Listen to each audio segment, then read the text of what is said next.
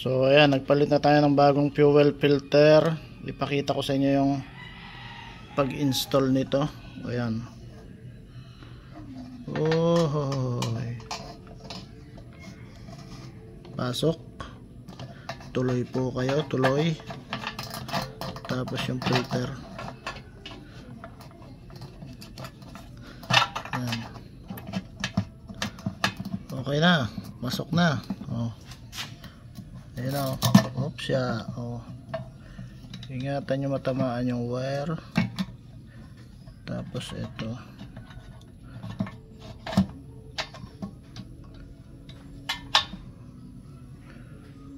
Tapos nakaganon siya. Align. Ito kasi yung hose natin para sa fuel. Ito naman yung cable natin para sa power supply, no? Ng sensor. And then ilapat natin ng maganda. Kailangan nakalapat yung yun. Okay na. Oh, pag binitawan natin, okay na yan. Lapat na yan. Goods. Ilalagay natin na yung mga bracket, support, tapos yung mga nut.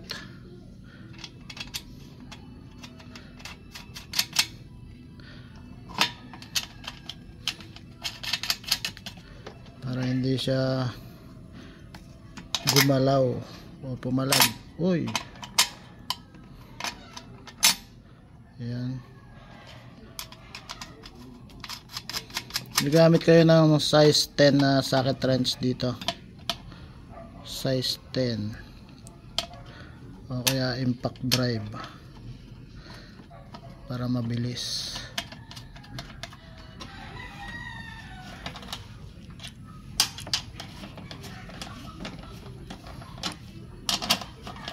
Higpitan nyo muna ng inyong mga kamay bago nyo higpitan ng impact.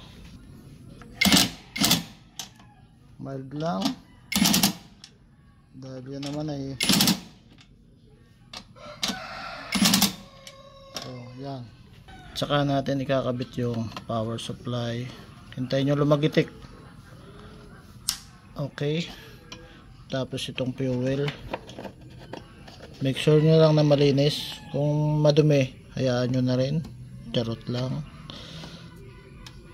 Yun, sagad. Tapos lock. Goods na. Tapos ito ikawit nyo dito. And then ayusin to. Okay na. Make sure na maganda yung lapat, no. Talagang lapat naman yan eh. Dinoble check ko na yan. Tapos ibalik na natin yung cover.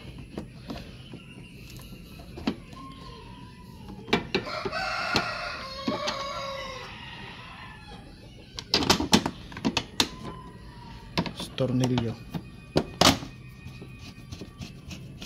Ganun kasimple, ganun kadali.